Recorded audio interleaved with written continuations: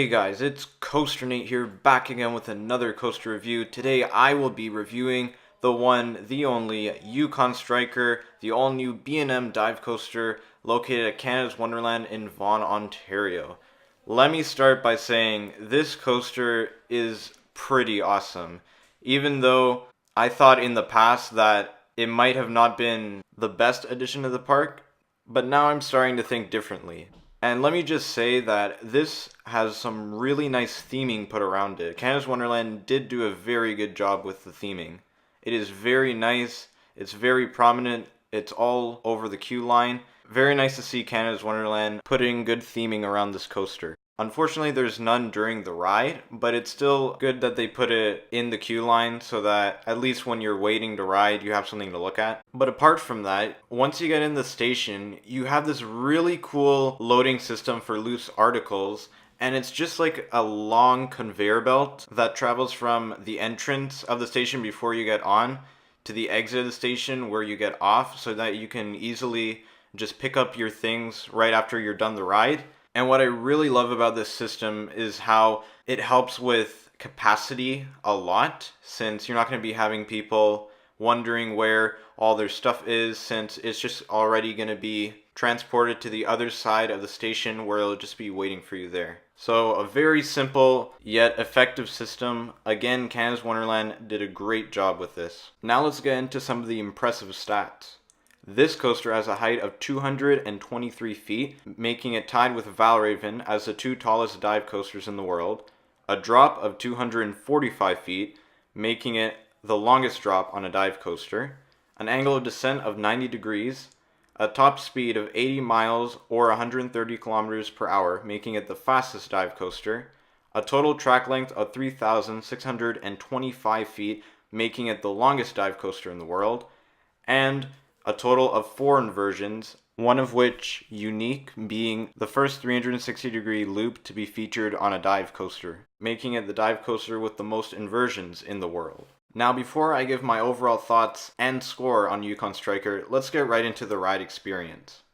So you'll start off your ride on Yukon Striker with a very tight right-hand turn out of the station, and if you're in the back, you get pulled a bit, which is quite fun actually. Then you're going to hit the lift hill, where you'll be pulled up, and that's when the adrenaline starts to kick in a bit and the anticipation for the drop. Once you do get to the top though, you get this amazing view of the park, which is absolutely fantastic.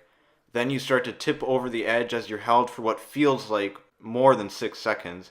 Then you'll get a great view of the tunnel right beneath you before you plummet down the 90-degree angle straight through the underwater tunnel and into the first inversion, the Immelman, which is just awesome, but is not my favorite because it's not too forceful. However, my favorite inversion is a 0G roll right after the Immelman because it gives you excellent hang time. Then you'll go into the loop, which might look odd to be on a dive coaster, but I found that it wasn't out of place at all, and it was really forceful as well as the Immelman followed right after it. Then you're going to go into probably the worst part of the ride, which is the mid-course brake run, and I don't know why they had to make it so long. I get having a mid-course brake run is important on rides that utilize 3 trains, but I don't see why it had to be this length or slow you down so much. But to finish, you'll go into a small airtime hill, which doesn't give you too much airtime since you have the over-the-shoulder vest restraints on, followed by a helix and into the final brake run, ending your ride on Yukon Striker. Now, while the ending is pretty anticlimactic, I still had a lot of fun with this coaster. Yesterday, I had the opportunity of riding this 10 times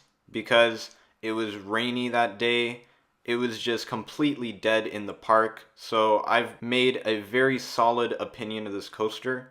Now, if I was to change anything to make this more enjoyable for everybody, I would definitely make that mid-course brake run less effective so that it wouldn't slow you down nearly as much as it does. And to end the ride, I'd most likely just add an inversion, but that's just my opinion. Anyway, for Yukon Striker's final score, what do I say? Well, I think that it's definitely worth riding and definitely worth buying a Fastlane 4. So that's going to be the end of this coaster review. I hope you guys all enjoy. Please like and subscribe if you did, and make sure to leave your thoughts in the comment section about Yukon Striker. And as always, I will see you guys next time here at Coaster Nate.